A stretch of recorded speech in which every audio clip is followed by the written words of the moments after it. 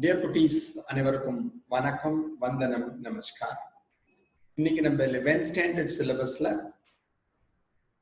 chemical coordination, வேதிய ஒருங்கிணைப்பு அப்படிங்கிற ஒரு பார்ட்ல endocrine glands அதை பார்த்துட்டு இருக்கோம். நாளமில்லா சுரப்பிகள்.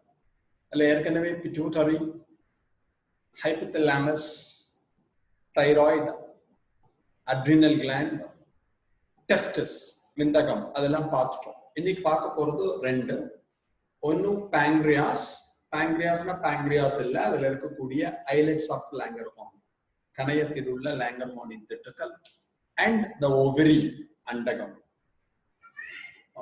பைலிங்குவலா பாயிண்ட் இருக்கேன்னு நினைச்சுக்காத, வேற எதுவும் இல்லை. எங்க ஸ்கூல் குழந்தைகளுக்கு யூஸ்ஃபுல்லா இருக்கும். அதனாலதான் ரெண்டு, ஏன்னா எங்க ஸ்கூல்ல ரெண்டு லாங்குவேஜும் உண்டு, ரெண்டு குழந்தைகளும் அதை பார்க்கலாம்னு சொல்லிட்டு தான். So the endocrine part is said to be islets of Langerhans திட்டுக்கள். Exocrine part secrete the pancreatic juice. நாளமுள்ள பகுதி pancreatic juice secrete பண்ணுவா. கணைய நீர். Involved in digestion, செரித்தலிலே பங்கேற்கும். The breakdown of macromolecules into their monomeric unit is said to be digestion. பெரிய மூலக்கூறு சின்ன மூலக்கூறா பிரியுது. Carbohydrates are converted into glucose. Fat is converted into fatty acid and glycerol. Proteins are converted into amino acid. 10th standard digestion. So the role, they play a vital role in digestion. Serithalile pancreatic juice. Kanaya neer mukhiya pangine vahikkum. The endocrine part, the islets of Langerhans, and this islets of Langerhans made up of 1 to 2 million groups of cells, epithelial cells. In the Langerhans திட்டுனா 1-2 கிடையாது, 1 to 2 million groups of cells அங்க இருப்பாங்க. Where it's located, இது எங்க இருக்கும்? pancreas அப்படின்னா location duodenum, jejunum, ileum படிச்ச மாதிரி இருக்கும்னு நினைக்கிறேன். small intestine, அந்த loop of duodenum இருக்கு பாருங்கல்ல, இந்த சிறுகுடலில் ஒரு இடத்துல வளைஞ்ச மாதிரி இருக்கும் பாருங்கல்ல, அந்த பகுதியில இது காணப்படும். அந்த லூப் கிட்ட கரெக்டா உட்கார்ந்து இருப்பாங்க. லார்ஜஸ்ட் கிளாண்ட் அப்படின்னு எப்பயோ படிச்சோம், தைராய்டு படிச்சிருப்பேன், ஞாபகம் இருக்கும்னு நினைக்கிறேன். மிகப்பெரிய சுரப்பி, நாளமில்லா சுரப்பி, த லார்ஜஸ்ட் எண்டோக்ரைன் கிளாண்ட் அப்படின்னு சொல்லிட்டு நம்ம தைராய்டு கிளாண்ட பார்த்தோம். It is the second largest gland. மிகப்பெரிய, பெரியதற்கு அடுத்த பெரிய அப்படின்னு யாரை சொல்லலாம் அப்படின்னா இந்த pancreas சொல்லலாம். இந்த islets of Langerhans எடுத்துட்டேன்னா வாழ்க்கை 3 டைப்ஸ் இருக்கு. Alpha sell which secrete glucagon, beta cells which secrete insulin, and gamma or the delta cells. Gamma cells nu solra, gamma cells ne vechuko, sila bookla delta solra. Adu enna pandrathu appadina, it secrete one hormone called somatostatin, which inhibit the secretion of glucagon as well as insulin. Gamma delta cell, it is a precursor of alpha and beta.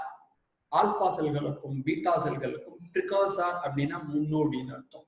கல் தோன்றி மண் தோன்றா காலத்தே முன் தோன்றிய மூத்த குடி நம் தமிழ் குடி என்பதை போல precursor of human race அப்படின்னு நம்மள சொல்லுவோம். அது மாதிரி it is a precursor of alpha and beta cells. இவா secrete பண்ற hormone somatostatin. It has got the ability to inhibit the secretion of insulin as well as glucagon. அப்ப insulin மற்றும் glucagon சுரப்பினை குறைக்கின்ற அல்லது கட்டுப்படுத்துகின்ற திறனை பெற்றிருக்கிறது. சோ அப்ப நம்மளுக்கு என்ன வேணும்? endocrine part in the pancreas is said to be the islets of Langerhans with alpha, beta and delta cells. Alpha cells secrete glucagon, beta cells secrete insulin, and delta, the transitional form, the precursor of alpha and beta cells. And it secretes one hormone called the somatostatin. It has got the ability to inhibit the secretion of glucagon as well as insulin. Appa alpha, beta, delta irka. Alpha glucagon secrete பண்ணுவா, beta insulin secrete பண்ணுவா, gamma somatostatin secrete பண்ணுவா, and it is a precursor of alpha and beta cells. Alpha beta win முன்னோடி அப்படிங்கிறத ஞாபகம்.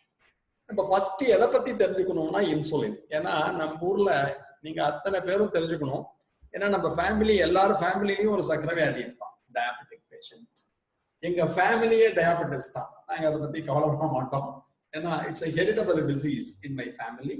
ஆசான் affected by diabetes mellitus.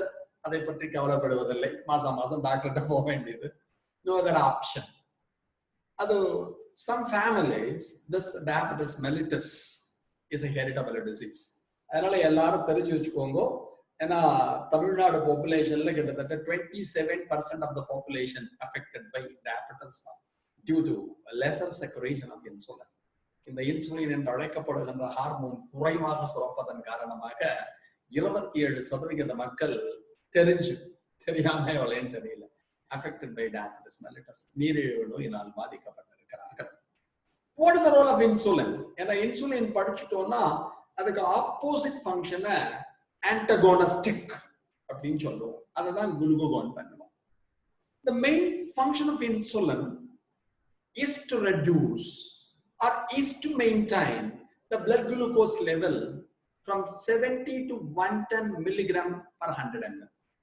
நம்முடைய ரத்தத்திலே 70 to 110 milligram per 100 ml அந்த glucose லெவலை மெயின்டைன் பண்றதுதான் இது பண்ணுவோம்.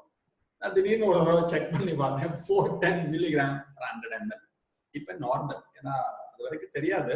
திடீர்னு பார்த்தப்ப போன வருஷம் இருந்தது. என்ன டாக்டர் அசந்து போயிட்டேன். So that அப்படின்னா எங்க பார்த்துக்கோ எறும்பு மொக்கையில உடம்புல அவ்வளவுதான். So it should be maintained at 110 milligram fasting glucose level னு சொல்லுவோம். சாப்பிட்ட அப்புறம் கொஞ்சம் கூட ஜாஸ்தி ஆகும். It goes up to 150 milligram per 100 ml. அப்ப எப்படி sir how it maintain the blood glucose level? நம்முடைய ரத்தத்துல குளுக்கோஸ் லெவல்ல இன்சுலின் எப்படி மெயின்டைன் பண்றா? It stimulate the utilization of glucose. Glucose utilization ஜாஸ்தி பண்ணுவா. ஜாஸ்தி means it increases the rate of oxidation of glucose. நம்முடைய ரத்தத்திலே குளுக்கோஸ் ஆக்சிஜனேற்றம் அடைதலை அதிகரிக்க செய்வார்கள். If glucose is oxidized, you get energy in the form of ATP. Glucose ஆக்சிகரணம் அடைகின்ற சமயத்தில் நமக்கு ஆற்றலானது ஏடிபியாக கிடைக்கும். படிச்சிருப்பேன் 10th standard respiration, aerobic respiration, glycolysis, oxidative decarboxylation of pyruvic acid, Krebs cycle, electron transport chain, oxidative phosphorylation. காற்று சுவாசம் நம்ம உடம்புல நடக்கிறப்ப குளுக்கோஸ் ஆக்சிடைஸ் ஆகி we get energy in the form of ATP, adenosine triphosphate.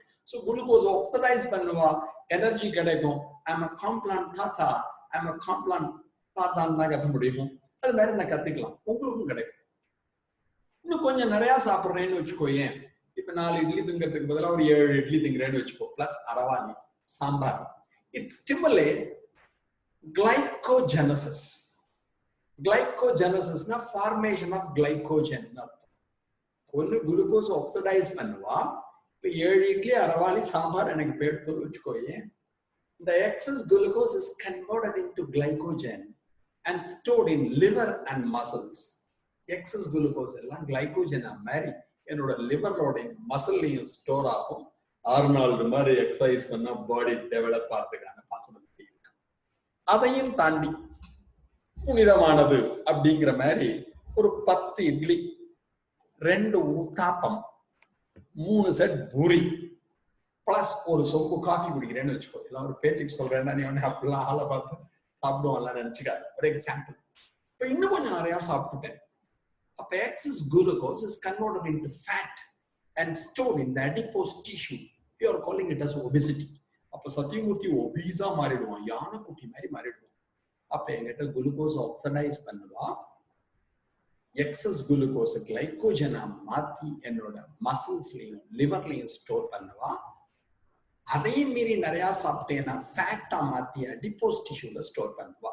So glucose ஆக்சிஜனேற்றம் செய்யப்படும், glucose கிளைகோஜனாக மாற்றப்படும், கல்லீரலிலும் தசைகளிலும் சேமிக்கப்படும், குளுக்கோஸ் கொழுப்பாக மாற்றப்படும், fat and stored in the adipose tissue. அடிப்போஸ்ல ஸ்டோர் ஆயிடுச்சுன்னா ஒபீஸா மாறிடும், உடல் பருமனாதல், குண்டு. இதெல்லாம் ஒழுங்கா இன்சுலின் செக்ரேட் ஆனால். So main function of insulin is to reduce, is to maintain the blood glucose level.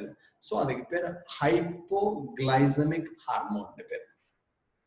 Hypoglycemic hormone helps to reduce the blood glucose level.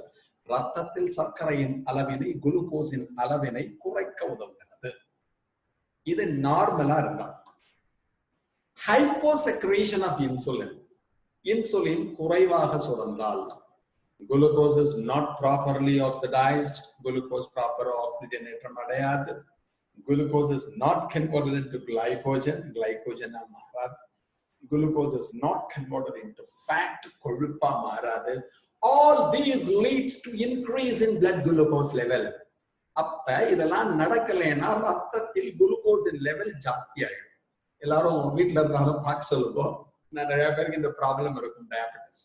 So zoology, biology about us, நம்மை பற்றி பயிலுதல். So that எல்லாருமே கேட்கலாம், பார்த்துக்கோங்க. சக்கரை வியாதி இருந்தால் பயப்பட வேண்டாம்.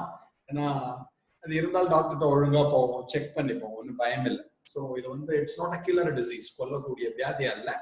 பட் நம்ம ரெகுலரா மெயின்டைன் பண்ணிட்டோம்னா எதுவுமே ப்ராப்ளம் இல்லை. எங்க அம்மாவுக்கு ஒரு 25 வருஷமா இன்சுலின் குத்தின்னு இருக்கோம். Okay, she's all right now, டான்ஸ்லாம் ஆடின்னு இருக்காங்க. ஸோ அது பிரச்சனை கிடையாது. எங்க பாட்டி, இப்போ ஒரு பாட்டி இருக்கா, எங்க பாட்டியோட வயசு 93 வயசு. She is also with diabetes mellitus. எந்த பிரச்சனையும் இல்லை. ஸோ தட் லாஞ்சிவிட்டி, டாக்டர்கிட்ட அடிக்கடி போறதுனால உயிருக்கு பயம் இல்லை, யாரும் பயப்படாது. என்ன ப்ராப்ளம் அப்படின்னா, செக் பண்ணலைன்னா பிரச்சனை, ஒழுங்கா மெயின்டைன் பண்ணிக்கிறேன். அப்ப இன்சுலின் கம்மியா ஆயிடுச்சுன்னா இது எல்லாமே நடக்காது. Glucose is not oxidized, glucose is not converted into glycogen, glucose is not converted into fat. Glucose oxygenator மாறாது, glycogen மாறாது, fat மாறாது. All these leads to increasing blood glucose level. அப்ப நம்ம உடம்புல ரத்தத்துல குளுக்கோஸோட லெவல் ஜாஸ்தி ஆகும். எனக்கு ஒரு தடவை ஆச்சுன்னு சொன்னேன் பாரு, 410 mg/100 ml. So hyposecretion of insulin leads to increase in blood glucose level. The condition is said to be hyperglycemia. Insulin கம்மியானா ரத்தத்துல குளுக்கோஸ் லெவல் ஜாஸ்தியாகும். அந்த கண்டிஷனுக்கு ஹைப்பர்கிளைசீமியான்னு பேரு. The disease is said to be diabetes mellitus. அப்ப வந்த நோய்க்கு தான் நீரிழிவு நோய் அப்படின்னு சொல்லுவாங்க தமிழ்ல. அப்ப diabetes mellitus, diabetes means chronic excretion of urine. அதிக அளவு சிறுநீர் நம்மள்கிட்ட போகும். mellitus means honey. நம்ம யூரினோட திதிப்பா ஹனி மாதிரி தித்திப்பா நம்மளோட மூச்சா போச்சுன்னு வச்சுக்கோங்களேன், யூரின் போச்சுன்னு வச்சுக்கோங்களேன். It is said to be diabetes mellitus. Clear? அப்ப எவ்வளவு இருக்கணும்? நேச்சுரலி 110 இருக்கணும். சாப்பிட்ட அப்புறம் 150 இருக்கலாம். More than 150 mg/100 ml. எனக்கு எவ்வளவு இருந்துச்சு? 410. ஓகேயா? இது மாதிரி எல்லாம் ரொம்ப கண்ணா பின்னாடி ஜாஸ்தி ஆயிடுச்சுன்னு வச்சுக்கோங்களேன், இந்த ஹைப்பர்கிளைசீமியான்னு சொல்லுவாங்க. இதுல 3 கண்டிஷன் இருக்கு: பாலியூரியா, பாலிடிப்சியா, பாலிஃபேஜியா, குளுக்கோசூரியா, கீட்டோனியூரியா. எல்லாம் இந்த டேர்ம்ஸ் நம்ம தெரிஞ்சுக்கணும். பாலியூரியா, மூச்சா போயிட்டே இருந்தால், if we eliminate more urine, polyuria. நிறைய மூச்சா போனோம்னா we drink more water. Water குடிச்சுட்டே இருந்தால் பாலிடிப்சியா. பசி எடுத்துட்டே இருக்கும், சாப்பிட்டுட்டே இருந்தால் பாலிஃபேஜியா. மூச்சா போயிட்டே இருப்போம், வாட்டர் குடிச்சுட்டே இருப்போம். அதெல்லாம் எனக்கு இல்லடா, எனக்கு அது மாதிரி இல்லை, நீ உடனே ஏதாவது பரப்பி விடுறாத வாரியா இருக்கு. பாலிஃபேஜியா, சாப்பிட்டுட்டே இருப்பான், பசி எடுக்கும். இதை தவிர என்ன ஆகும், நம்ம யூரினோட என்ன ஆகும், குளுக்கோஸ் போகும், ஸ்வீட் மூச்சா. அது மாதிரி போச்சுன்னா அதுக்கு குளுக்கோசூரியான்னு பேரு, குளுக்கோஸ் இன் யூரின். அதை தவிர கீட்டோன் பாடிஸ் போகும், அதுக்கு பேர் கீட்டோனியூரியா அப்படின்னு பேரு. ஃபேட் கேட்டபாலிசம் அஃபெக்ட் ஆகி யூரினோட சிறுநீரோட கீட்டோன் பாடிஸ் வெளில போகும், அது கீட்டோனியூரியான்னு பேரு. புரிஞ்சுட்டா? இதெல்லாம் எப்ப இன்சுலின் கம்மியா செக்ரேட் ஆகி or metabolism is affected, carbohydrate metabolism is affected, நமக்கு வரக்கூடிய வியாதிக்கு டயாபெட்டிஸ் மெலிட்டஸ் பேரு. இதுல 2 டைப் இருக்கு. One is a type 1, another is type 2. Type 1 means insulin dependent diabetes mellitus. Insulin சார்ந்த டயாபெட்டிஸ் மெலிட்டஸ் எங்க அம்மாக்கு இருக்குது. இன்சுலின் அவங்களோட குத்தியா. எனக்கு என்னன்னா டைப் 2, நான் இன்சுலின் டிபெண்டன்ட் டயாபெட்டிஸ் மெலிட்டஸ். எனக்கு இன்சுலின் இல்ல, மாத்திரை மட்டும் கொடுத்துருக்கேன். எப்ப இந்த பிரச்சனை வரும்னா டைப் 1னா சில சமயம் நமக்கு ஏதாவது இன்ஃபெக்ஷன் வரும், வைரல் இன்ஃபெக்ஷன், வைரஸ் தொற்று வரும். அதை சாகடிக்க ஆன்டிபாடிஸ் ஃபார்ம் ஆகும். அந்த ஆன்டிபாடிஸ் வைரஸையும் சாகடிச்சுட்டு நம்ம உடம்புல இருக்க பீட்டா செல்லையும் சாகடிச்சிடுவாங்க. Complete degeneration of beta cells. Beta செல்கள் முழுமையாக சிதைவடைவதால் nil secretion of insulin or very very very less secretion of insulin. Beta செல்கள் சிதைவடைந்து இன்சுலின் சுரக்காமல் போனாலோ அல்லது கொஞ்சோண்டு சுரந்தாலோ வேற வழியே கிடையாது. டெய்லி இன்சுலினை குத்திதான். எங்க அம்மாவுக்கு டெய்லி குத்திட்டு இருக்கான். அதுக்கு தான் இன்சுலின் டிபெண்டன்ட் டயபெட்டிஸ் மெலிட்டஸ். எனக்கு இன்சுலின் நான் சுரக்கிறது கொஞ்சம் நிறைய கலவை கட்டுவேன்னு நினைக்கிறேன். அப்ப எனக்கு நிறைய சாப்பிட்றேன்னு அர்த்தம் இல்லை. ஆக்சுவலி இன்சுலினுக்கு நம்ம செல்லுல எடுத்து வச்சுக்கோங்களேன், இன்சுலின் ரிசப்டார்ஸ் இருப்பான். இன்சுலின் ஒருத்தர் வாங்கிட்டு தான் உள்ள எடுத்துட்டு போய் ரிசீவ் பண்ணி பண்ணணும். எனக்கு இன்சுலின் ரிசப்டார் ப்ராப்பரா இல்லை. அதனால டாக்டர் என்ன சொல்லுவார், இன்சுலின் போறது ஆக்சிடேஷன் நடக்கிறது, பட் ப்ராப்பரா அது இல்லை. அப்ப எனக்கு இருக்கிறது நான் insulin dependent diabetes mellitus, insulin சாராத நீரிழிவு நோயின்னு சொல்லுவோம். டாக்டர் நடம்ப கிளைஜி பேஜி அது மாதிரி ஏதோ மாத்திரையை கொடுத்துருக்காரு. காலம்புல சாப்பிட்றதுக்கு முன்னாடி மாத்திரை, ராத்திரி சாப்பிட்டோன்னு மாத்திரையை போட்டுட்டு I am maintaining my blood glucose level around 130, 140 like that. எவ்வளவு இருந்துச்சு? 410. இப்ப எவ்வளவு? 130, 140. மாத்திரை, வாழ்க்கையே மாத்திரை தான். ஓகே, எனக்கு இருக்கிறது நான் இன்சுலின் டிபெண்டன்ட் டயபெட்டிஸ் மெலிட்டஸ்.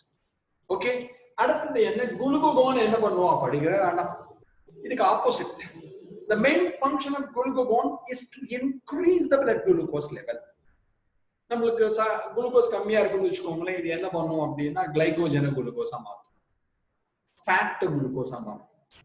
அதாவது proper balance between insulin and glucagon is important. ரெண்டுக்கும் நடுவில் ஒரு ப்ராப்பர் பேலன்ஸ் இருக்கும். இப்ப சர்க்கரை நம்மளுக்கு கம்மியா இருக்குன்னு வச்சுக்கோங்களேன், இது என்ன பண்ணும்னா குளுகோகான் கிளைகோஜனை ஸ்பிளிட் பண்ணி குளுக்கோஸா மாற்றும். ஃபேட் இருக்கு பாருங்க, கொழுப்பை குளுக்கோஸா மாற்றும். So நம்ம உடம்புல குளுக்கோஸ் லெவலை இன்க்ரீஸ் பண்ண உதவும். The main function of glucagon is to increase the blood glucose level. So it is said to be hyperglycemic hormone. ரத்தத்தில் குளுக்கோஸின் அளவினை அதிகரிக்க செய்வதற்கு இது உதவுவதால் hyperglycemic hormone சொல்லுவோம். இதுதான் பேஸ். ஓகேயா? 2 minutesல இதை நோட் பண்ணிக்கோ. Then we go to the next.